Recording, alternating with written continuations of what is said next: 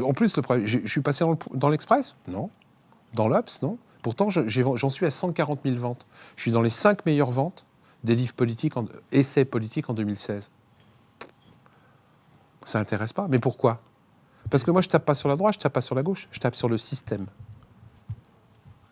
Donc on ne peut pas me classer. Quand je vais dans une émission, on ne sait pas ce que je vais dire. Est-ce que les journalistes qui sont un peu conscients des fondamentaux de soutenabilité économique ou sociale ou sociétale, appelez ça comme vous voulez, ils ont peut-être un peu peur que vous allumiez la mèche? Mais j'ai allumé la mèche déjà. Vous n'avez allumé pas grand-chose, il y a 180 000 signatures sur votre pétition. J'ai allumé quelque chose, la loi a été quand même votée 1er février 2017. Ça a fait chou blanc. Mais ça a peut-être fait chou blanc, mais au moins j'ai avancé. Les trucs sur les retraites... Ils ont peur. Mais ils ont peur, c'est évident, ce que je dis est factuel. Je n'ai rien inventé. Quand j'ai sorti, là, ils sont désespérés que les parlementaires, entre guillemets, qui avaient ce qu'on appelle se déclaraient comme agriculteurs, il y en a une cinquantaine, ne payent pas la cotisation sociale de la MSA en tant que parlementaire, et même quand ils ne le sont plus. Putain, il est chiant, Pasco, d'avoir sorti ça. Quand j'ai sorti que les élus ne payaient pas leur train à vie, que les ministres et premiers ministres pouvaient voyager sur Air France avec leurs enfants gratuitement à vie. C'est moi qui l'ai sorti, ils sont en train de changer. L'autre zozo, là, comment il s'appelle, de Ruby, là, monsieur de Ruby, le nouveau président, il a bien sorti un petit truc il n'y a pas longtemps, parce que ça la fout mal après, quand vous le savez. Comme quoi, les élus qui ont fait plus de 3 mandats n'auront plus de billets de train. Il y a encore plein d'autres trucs. Donc plus on sait, plus on est transparent. Et c'est parce que j'en ai vendu 140 000 livres et que ça sait qu'ils sont obligés de changer les choses. C'est parce que j'ai commencé à gueuler en 2013 sur le casier judiciaire vierge que tout le monde a repris les 396 métiers. Et je vais même vous donner un scoop. Il y en a plus de 396 où on exige un casier judiciaire vierge. Mais à 396, j'en avais marre de les compter. Donc il y en a encore plus. Et ça a été repris par toute la presse depuis. Donc ça veut bien dire qu'on arrive à faire des choses. Il faut juste insister. Et se servir des médias. Et se servir des angles médiatiques. Pour revenir aux journalistes, oui. Donc ceux qui ont peur, on en a parlé.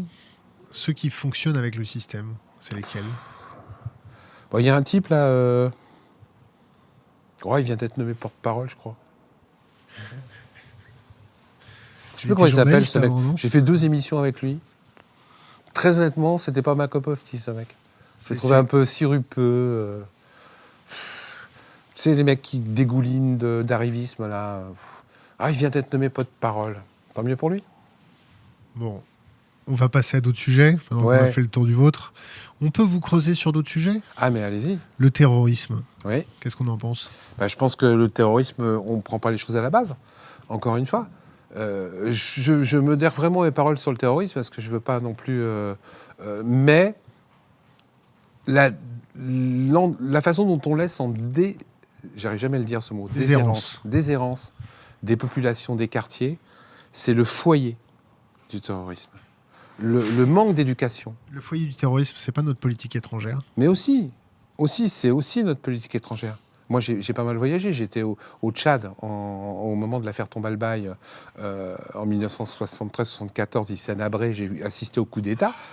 La France, à l'époque, vous vous souvenez, je sais pas, t'es un peu trop jeune, mais les camions comme ça, où il y avait marqué une publicité, comme dans la publicité interlude qui se suivait dans les rues pour faire de la pub. Et je sais pas, t'as pas connu. Donc à une époque, il y avait des camions qui passaient dans les rues avec de la pub dessus. Et ben moi, je l'ai vu au Tchad. Venez en France, venez travailler en France, avec les palmiers et tout. Donc on a fait venir plein de gens parce qu'économiquement, c'était intéressant, mais on ne s'est pas donné les moyens de les intégrer. On les a parqués, sous-payés, parce que c'était pratique. Mais même encore aujourd'hui. Aujourd'hui, on dit qu'on lutte contre un certain nombre de choses. Non, on ne lutte pas. Parce que dans l'arrière-salle de plein de restaurants dans les quartiers UP, c'est vachement bien d'avoir des Philippins sans papier que tu payes pas cher. Et on peut garder même le passeport dans certains... En plus, dans les BTP... C'est beau, ça. C'était vachement génial d'avoir des gens que tu payais pas cher pour construire, etc. Des petits esclaves. Mais exactement. Mais officiellement, on faisait le bien. Les gens étaient parqués, etc. On paye. C'est autre chose. Moi, l'autre fois, il n'y a pas longtemps sur Évry, j'étais dîner chez une dame marocaine de mes amis.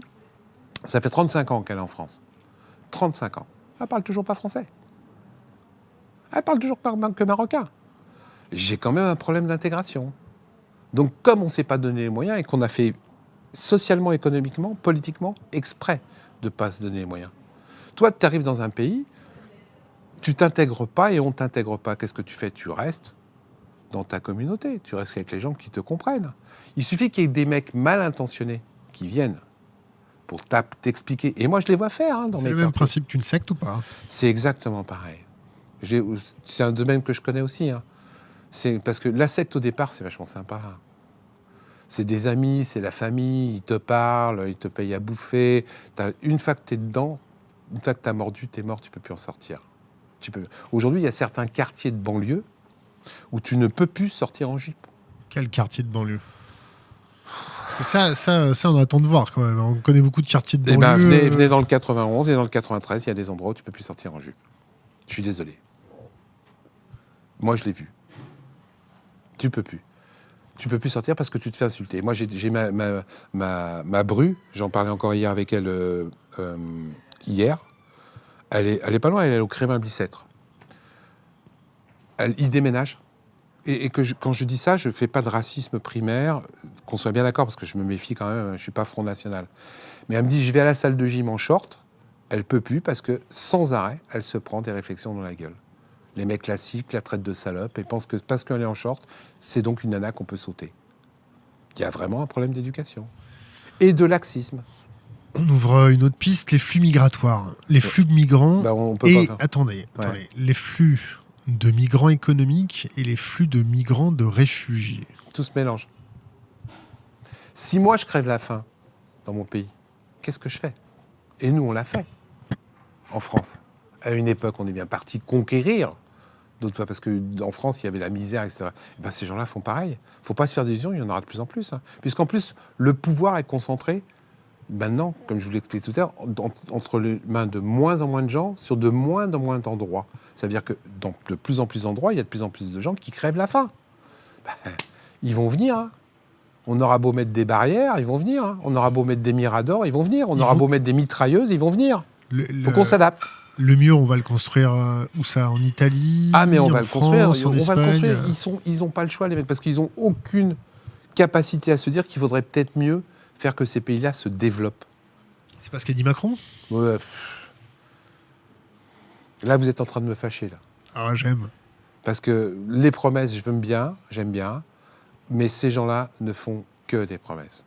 La plupart des alliances françaises, etc., ont déjà été détruites par le gouvernement précédent, mais ils sont en train d'accentuer les choses. Donc il y a de moins en moins de moyens qu'on attribue pour le développement des pays. Par contre, il y a de plus en plus de moyens pour exploiter les pays émergents, pour prendre le pognon.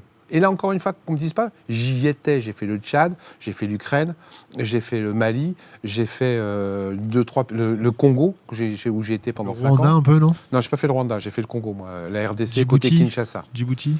Non plus, j'ai pas fait Djibouti, j'en ai déjà fait pas mal. Donc je peux vous dire qu'on ne passe pas notre temps à essayer d'aider ces gens-là, on passe notre temps à savoir comment on va continuer à les exploiter. Ça ne peut pas marcher. Ces gens-là, un jour ou l'autre, ils vont venir en disant, nous aussi on a faim. Nous aussi, on veut des belles gosses. Et en plus, c'est des non-sens. Aujourd'hui, on empêche les pays émergents de se développer. Pourquoi? Parce que si vous vous développez, vous allez polluer. Mais attendez, eux aussi, ils veulent la télé. Eux aussi, ils veulent le progrès. Pourquoi ils n'y auraient pas droit? Nous, on l'a eu, et eux, on leur interdit, sous prétexte qu'eux vont polluer. Il y a quand même un malaise. Mais comme on refuse d'appliquer des techniques de ce qu'on pourrait appeler d'énergie renouvelable. Parce qu'on ne veut pas tout ça. Parce que ça ne rapporte pas d'argent. Un truc vachement simple, je m'en sers souvent dans mes conférences. Le solaire et l'énergie solaire. Il y a longtemps qu'on aurait pu développer les panneaux photovoltaïques sur les maisons. En plus, avec le réchauffement climatique, ça serait rentable. Et il y a un type qui s'appelle Montebourg. Au moment où ça commençait à décoller, vous vous rappelez? Il y a quelques années. Il a taxé ça de 12%. Ça a fait écrouler le marché. Ils ont réduit le nombre d'années où on pouvait revendre de l'électricité. Ils ont réduit le tarif de revente de l'énergie solaire. Pourquoi? Et pourquoi? Faites-vous la réflexion. C'est déjà fait. Si jamais tout le monde a son énergie solaire, on devient autonome. Non, on est obligé de payer pour le nucléaire. On devient autonome. Non, on est obligé de payer pour le nucléaire. On devient quand même autonome. Oui, mais on est obligé de payer pour le nucléaire. On est d'accord, mais on devient autonome dans les années. Donc, qu'est-ce qui se passe? Et donc, on paye pour le nucléaire. La voiture électrique. On aurait plus tendance à en acheter puisqu'on a l'électricité en trop chez nous. Tu vois ce que je veux dire? Ça ne les intéresse pas. Parce que ce qui est intéressant pour ces gens-là, c'est les marchés captifs. Oui, ou peut-être que... Alors, je me permets de faire l'avocat du diable. Vas-y, j'aime ça. Le nucléaire, ça va nous coûter un bras Oui. à déconstruire. Ouais. On va se retrouver avec une énergie nucléaire qui va coûter un bras, complètement, on va dire, sous-compétitif par rapport aux nouvelles Mais technologies. tu peux pas me dire que le propres. nucléaire, c'est bien. Non, c'est pas bien. D'accord. Mais par contre, donc à un moment donné, il faut en sortir. Oui, il faut en sortir. Même si c'est chiant. Qui va payer? Mais je sais pas, je m'en fous. Qui va payer? Je m'en fous. Qui va se faire trancher la tête? Je m'en fous. Qui va se faire trancher la Je ne tête? pose pas les questions comme ça, moi. C'est un discours qu'on m'a souvent dit. Ouais, tu te rends compte, si jamais je fabrique plus des armes, on va perdre des emplois. Eh ben ouais, on va perdre des emplois. Moi, j'ai pas envie de fabriquer des armes. Point barre. Il faut avoir le courage de perdre pour C'est mieux ça gagner après. C'est ça qui manque en France, c'est du Mais courage. c'est clair. On te sort à chaque fois. Le plus bel exemple que j'ai, c'est les bouts rouges. Les bouts rouges, ouais. Monsieur Valls, salut Manu si tu m'écoutes. Il aime pas quand je fais ça. Les bouts rouges. Tous les rapports disent que c'est de la merde. Tous les rapports disent que c'est dangereux de le mettre là-dedans. Mais tu comprends, ça a sauvé 60 emplois. Ouais. Donc on te sort les Mais 60 emplois. c'est les bouts rouges, c'est rien du tout. Nous, on a fait un reportage. C'est un exemple qui parle aux gens. avec- Mais c'est pire pour d'autres trucs. Tu iras voir sur notre chaîne YouTube. Bob Cohen, qui a fait un reportage sur les armes chimiques balancées dans la mer. En face, les bouts rouges à côté, c'est... Oui, mais je suis d'accord avec toi. Ouais. J'essaie de prendre des exemples pour que les gens Là, ça comprennent. a sauvé une industrie, Mais oui, ça sauve une au industrie. détriment de l'écologie. Ça peut-être. sauve des dividendes. Moi, je parle pas d'industrie. Est-ce que le problème, c'est le courage ou le prisme de lecture à court, moyen ou long terme? C'est les deux. Le manque de courage et les gens n'ont pas le prisme parce qu'ils sont dans l'instantané ou dans l'émotionnel, comme je te disais. Moi, les solutions que je propose des fois, c'est des solutions qui sont pour dans 10 ans. Les gens veulent du tout de suite parce qu'on t'a appris à consommer tout de suite. Il faut que tu ailles ta télé tout de suite. Il faut que tu ailles ton téléphone tout de suite. Il faut que tu ailles ta voiture tout de suite. Donc il faut que tu consommes tout de suite. On n'est plus dans une société de partage. On est dans une société de profit et de consommation. Et la consommation, c'est immédiatement. Je veux mes tomates immédiatement. Non, arrête. On va pas attendre 3 mois pour que les tomates poussent. Démerde-toi avec des gènes, démerde-toi avec des OGM pour que les tomates, je les ai en 15 jours, même s'ils n'ont plus de goût. Même s'ils n'ont plus de nutritifs dedans. Même si, mais mes tomates sont là. Et puis surtout, il faut qu'ils se conservent 3 mois. Donc je mets des gènes de scorpion dedans. Comme ça, je suis sûr que mes tomates vont être rouges pendant 3 mois. Visuellement, émotionnellement, j'ai des tomates. Gustativement, santé, etc., j'ai de la merde. Mais ça, je m'en fous. Bon, des petites questions de la communauté. Comment Pardon on fait hein, si je Non, suis non, un il n'y peu a aucun violent. souci, on a tout à fait le temps. T'as le temps un peu? Oui. Comment fait-on pour avoir des politiques honnêtes? Bah, déjà, le b.a.-ba, c'est le casier judiciaire vierge. Faut-il changer le système politique? Le vote versus tirage au sort? Oui, je suis. Alors, je connais bien Étienne Chouard, hein, c'est un copain. Alors, celui il n'y a pas longtemps. Ah oui, il est adorable, j'adore ce mec. On a essayé de le chauffer, mais il est inchauffable. Ouais, il est inchauffable. J'ai essayé moi aussi, mais il est inchauffable. Mais il n'a pas tort. Alors, je trouve qu'il a tort dans la suite. La totalité en tirage au sort, je ne suis pas sûr que ce soit forcément une bonne chose. Parce que les gens n'ont pas forcément envie. Tu délègues à un moment donné à un autre. Donc, et puis, honnêtement, faire de la politique, moi j'en ai fait, quand tu la fais bien, c'est un investissement. Hein. Et les gens n'ont pas forcément envie de s'investir tous les jours dans savoir comment je vais faire pour faire la voirie, comment je vais faire pour faire le machin, etc. etc. Donc, c'est vrai. Maintenant, plus de démocratie par des tirages au sort, ça, c'est à discuter. Par contre, ce qui est sûr, je pars toujours de ce principe-là, cassons déjà le système. Parce Le casser? Cassons déjà, je l'explique pourquoi. Parce que souvent... Pourquoi pas chercher à le dépasser? Non, je suis d'accord. Mais je fais vachement gaffe à ce que je dis quand je parle ça. La plupart du temps, on commence à connaître les solutions de remplacement. Et comme on discute tellement des solutions de remplacement, qui t'amènent des débats, des machins, les pour, les contre, en fin de compte, on ne change jamais le système. Parce que tu comprends ce que je veux dire. Moi, je pars du principe que faisons l'inverse. J'ai eu le même problème sur le casier judiciaire, je vais t'expliquer pour que les gens comprennent. Les gens, oui, mais tu comprends, le casier judiciaire, José Bové, il n'aurait pas pu être élu. Si j'ai fait une petite connerie à 18 ans, je ne peux pas être élu, etc. C'est pas mon problème. Le casier judiciaire, c'est le b.a.-ba pour être élu. On pose la loi et on verra après les détails. Donc, cassons ce système de merde d'élection. Et comme l'être humain n'aime pas le vide, comme l'être humain est suffisamment inventif, avec des gens constructifs, avec un casier judiciaire vierge, etc., on va trouver d'autres systèmes de vote. Mais le b.a.-ba déjà en politique, c'est le casier judiciaire vierge. Il est anormal qu'un mec qui a détourné du pognon gère mon pognon. Il est anormal qu'un mec qui a violé une nana puisse encore faire des mariages ou diriger des colonies de vacances. Et aujourd'hui, la politique, c'est ça. Ces gens-là sont facilement... Je pense que pour les colonies de vacances, ils doivent vérifier un minimum quand même, non? Pardon? Non. Mais non. Celui qui est animateur dans la colonie de vacances, mais un maire qui a été accusé d'harcèlement sexuel, lui, il peut toujours... C'est lui le patron de la colonie de vacances. Alors, et ça, il n'y a aucun problème. Une question de la communauté. Vous avez travaillé combien de temps dans la politique? Et 25 ans. Pourquoi avoir Travailler, non. J'ai jamais travaillé dans la politique. J'ai toujours eu un métier à côté. Pourquoi avoir mis autant de temps pour dénoncer tout ça? Alors, je vais le reformuler différemment. Oui. Pourquoi j'ai crache dans la soupe aujourd'hui? Non, pourquoi tu as mis autant de temps à sortir les doigts du cul? Je me suis pas sorti les doigts du cul. Si les gens connaissent mon parcours, j'ai mis mon parcours dans un de mes livres. J'ai toujours été grande gueule. J'ai toujours ouvert ma gueule. Même quand j'étais au conseil municipal avec Valls, il y a des fois où j'ai pas voté. Quand Valls m'expliquait, oui, mais tu comprends, t'es pas assez intelligent. Je suis pas assez intelligent pour voter ça, je le vote pas. Ça a été formulé comme ça? Oui. Oui, plusieurs fois sur des décisions, par exemple la fusion de l'hôpital d'Evry et l'hôpital de Corbeil, les usines d'incinération contre lesquelles je me suis battu. Valls était plus ou moins pour. Il me disait, mais tu votes? Tu fais, non, je vote pas, tu m'expliques pas, je vote pas. J'ai toujours été un emmerdeur. Donc c'est pas d'aujourd'hui. Qui est-ce qui vous a élevé? Moi? Vos grands-parents, non? Non, je suis parti à 14 ans de chez moi. Donc voilà, et puis je trouve que je dois avoir des bons antécédents dans les gènes. Mais... Basque, non? Ouais, catalan. Catalan, auvergnat et breton. Ça, il manque plus que la Corse. Mais là, bon. Si j'avais pas été à l'intérieur, je pourrais pas dire tout ce que je dis aujourd'hui. Parce qu'il y a des choses qu'on ne comprend que quand on est à l'intérieur. Maintenant, je n'ai jamais eu le doigt sous la couture. C'est pas parce qu'on est élu qu'on est pourri.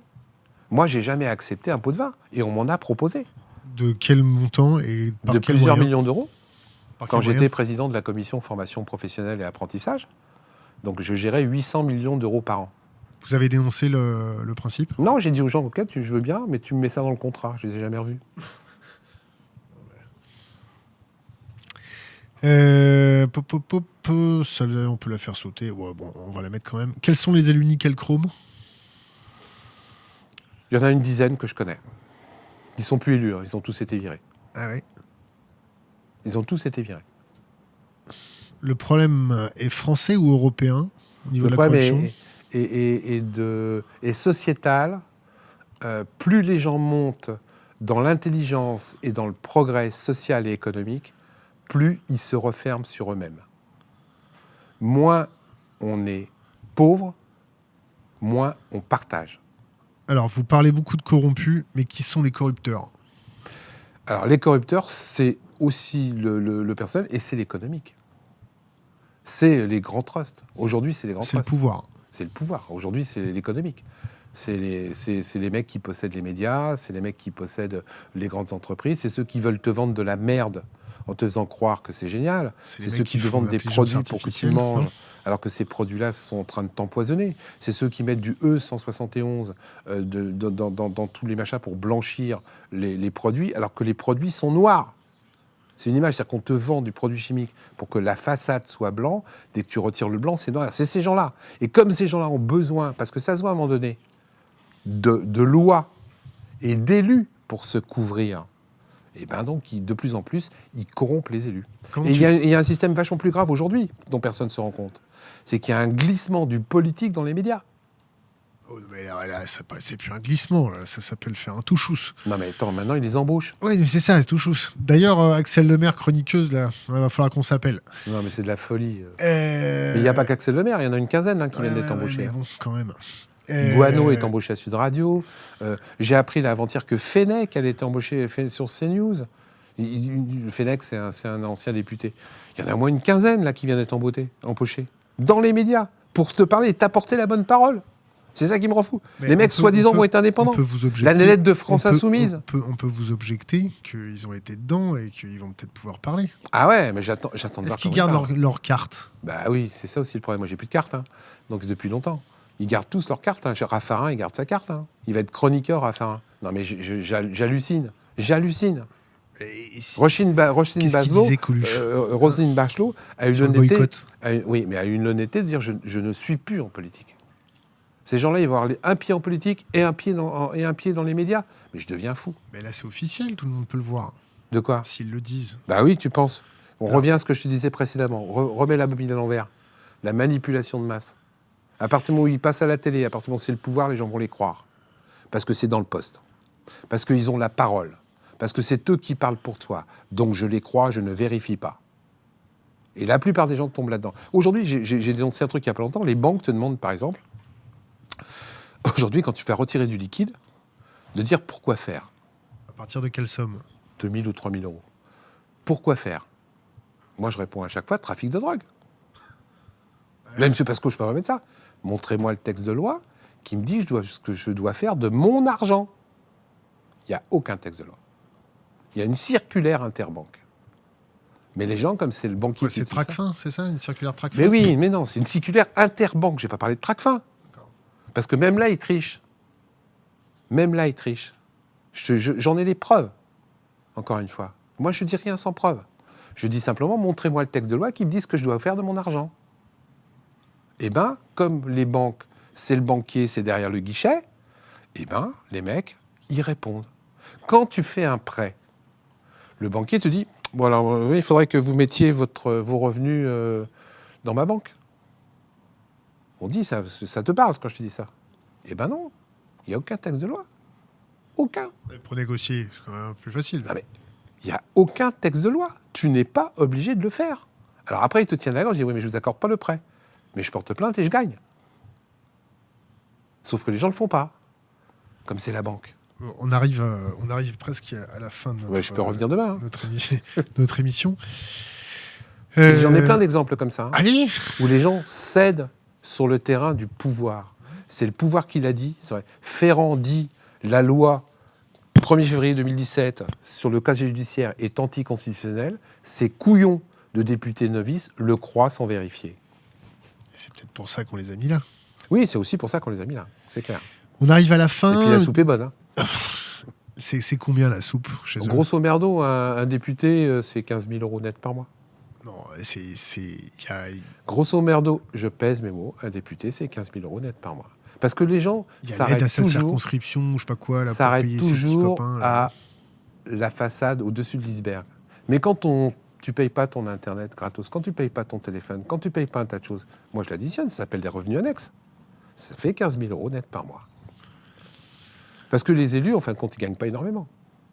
Faut pas croire. C'est sur les à côté. Quand tu payes pas ta bouffe, quand tu payes pas ton téléphone, quand tu payes pas ton coiffeur, quand tu payes pas ton repas, ça en fait des thunes. Hein. Parce que toi, le travailleur, tu payes tout. C'est peut-être pour ça que les gens sont serviles. Ah bah oui, et puis c'est peut-être pour ça que la soupe étant tellement bonne que j'ai connu plein de mecs qui étaient vachement bien avant d'y être. Puis dès qu'ils ont été élus, c'est bizarre, ils changent. Hein. Ils se sont révélés. Bah ouais, tu sais que tu goûtes pas la soupe, tu dis, oh, en fin de compte, elle n'est pas si mauvaise que ça. Tiens, j'en reprendrai bien encore un peu. Lesquels? Plein d'élus, Xavier Dugouin, j'ai connu ce mec-là, il était génial quand il était jeune. La préconisation pour le citoyen lambda pour améliorer les choses. Voter blanc ou nul. Voter blanc ou nul. Voter massivement blanc ou nul. Le premier mec qui truande, ou la première femme, ne votez plus pour lui. Le voter, c'est un acte citoyen. Si vous n'allez pas voter, vous leur laissez le champ libre. Et entre les élections, on fait quoi? Ah ben, entre les élections, il faut parler. Moi, je fais des conférences toutes les semaines.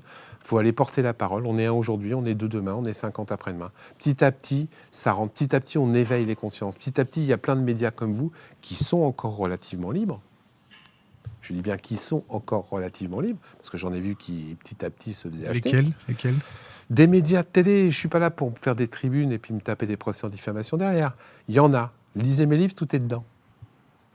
Je ne peux pas te dire mieux. Je suis aussi là pour que les gens s'instruisent, entre guillemets. Ils J'ai vendent pas des la livres prétention aussi un d'être peu, un- non? Mais oui, mais c'est normal. T'en as amené un pour nous, là? J'en dois en avoir un. Si tu veux que je t'en donne un, je vais le payer de ma poche, que c'est moi qui les achète. Hein, les En gars. plus? Ouais. C'est bien. On a une dernière question qu'on pose toujours à nos invités, c'est laisser une bouteille à la mer. Ouais. Un conseil pour les jeunes générations, un truc qui sera immortel sur l'Internet. Alors, le vote blanc, tu l'as déjà dit. Un truc? Au niveau quoi? Social, économique? Ce qui te passe par la tête. Alors, essayez. Imagine-toi, tu as ton petit-fils devant Ouais, toi. mais j'en ai pas encore. J'ai 6 enfants, mais j'ai pas de petit-fils. Un jour, Mais, tu en auras peut-être un, ou un jour, il va te trouver sur Internet. essayez, en vieillissant, de garder votre âme et vos sentiments d'enfant. Un enfant, ça partage. Un enfant, c'est pas raciste. Un enfant, c'est bienveillant. Et au fur et à mesure que tu grandis, on oublie tout ça. Essayez de garder votre âme et votre vie d'enfant tout en étant un adulte. Parce qu'il n'y a rien de mieux que le partage. Il n'y a rien de mieux que de juger les gens, non pas sur leur couleur de peau, mais sur leurs compétences. Et ça, les gamins, ils font. Sans calcul. Nous, dès qu'on commence à grandir, on commence à calculer, on commence à peser, on commence à savoir. Un enfant, quand il a envie de te faire un baiser, il te fait un baiser. Comme un animal qui t'aime. Ah, ça me fait penser à Stupéflip. Tu connais Stupéflip? Vite. Non. L'enfant, tu l'as tué? Non, bon, Ah ouais. passons ça à l'état. Non, mais sérieux, je veux dire, rester des enfants dans le fonctionnement. Pourquoi? Ça sert à quoi de se taper dessus parce qu'on n'a pas la même couleur de peau? Honnêtement. En plus, moi, je prends toujours une formule. Quand tu es sur Mars et que tu regardes la Terre, tu ne regardes pas la couleur. On n'a qu'une seule race, le terrien. Et en plus, on n'a qu'une seule Terre. Donc si on la massacre, on n'aura pas de quoi aller ailleurs. Ou tout de moins, il n'y aura que quelques personnes qui pourront aller ailleurs. Oui, on pourra peut-être aborder une prochaine fois notre sujet sur la prospective. Moi, j'ai une formule que j'emploie depuis 20 ans, que j'ai envoyée d'ailleurs à Kadhafi et au pape de l'époque. Une seule race la Terre, une seule Terre pour tous. Kadhafi... Oui, je l'avais renvoyé, j'avais fait ça sur des t-shirts. Ils m'ont jamais répondu.